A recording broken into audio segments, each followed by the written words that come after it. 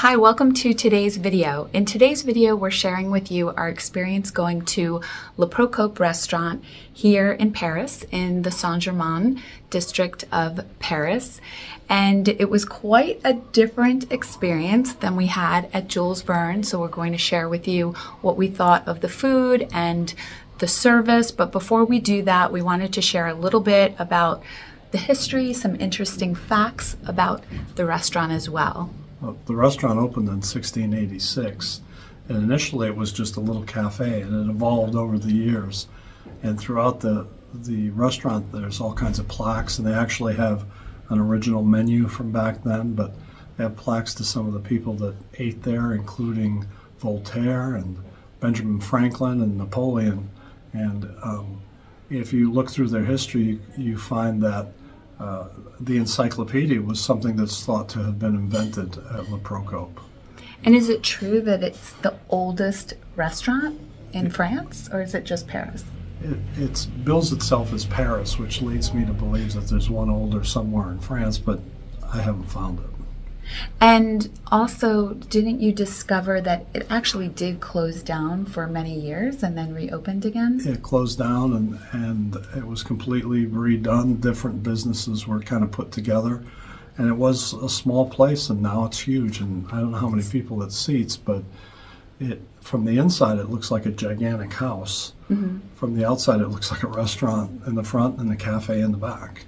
Yeah, it's really interesting. In the footage that I just shot, that you just saw in the intro, you'll see that I shot the front of the restaurant and the back of the restaurant, and the back of the restaurant is along one of the passages, they call it, I think. And it looks much more cafe-like in the back, and much more just, you can't even really tell from the front, except that it's one of the most iconic restaurants here in Paris, so it's very, very well known. And they have a historical marker out front. It's not like they're just saying that they're the oldest. The city of Paris acknowledges it. So it may be the oldest restaurant in Paris, but is it any good? That's what we're about to share with you. Are you ready? I'm ready. Okay, let's go.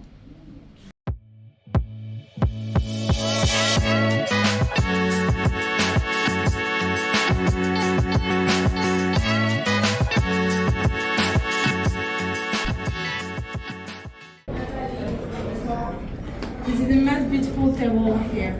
Really? Yes. Thank you.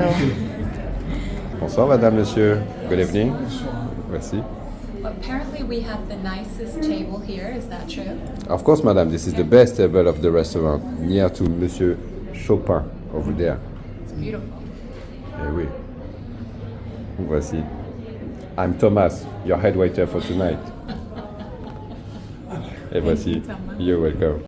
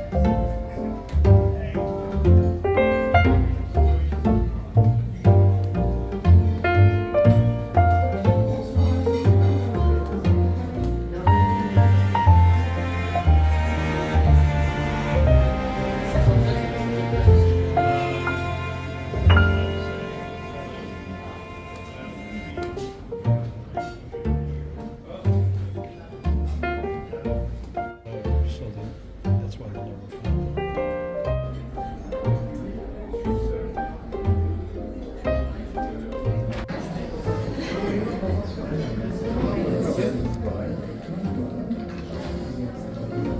This is the recommended appetizer by Tomas. You want some? No, it looks delicious. It's just the right size for me.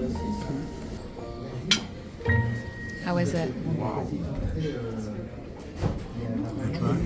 Yes. It's really good. Tomas was right.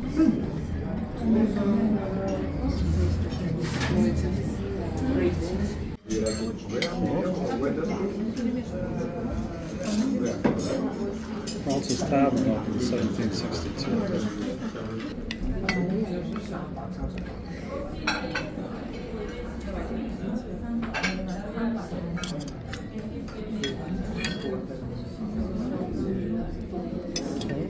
Merci.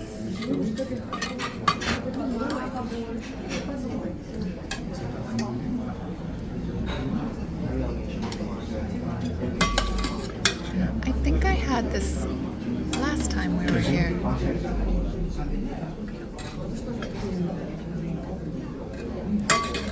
Thank you. Thomas, how long have you worked here? Oh, not so long time. I'm here. A little more than 5 months only. Where'd you work before here? In Saint-Louis Island, maybe, you know? In Saint-Louis, just behind Notre Dame, in a little restaurant called Saint-Régis. It's a very good place. Very good place. We love that area. I like so much. Saint-Louis Island, this place is really, really good. We have an apartment over there. Okay. Can I do that, please? This is my pleasure. That looks amazing. Thank you. You can do that. Okay. Merci. I come back with your coffee. Thank you. Merci beaucoup. That looks so amazing. Well, we hope you enjoyed the view of what we ate. The food was terrific. The service was terrific. And I like to go to places like this and ask the people that work there what we should order.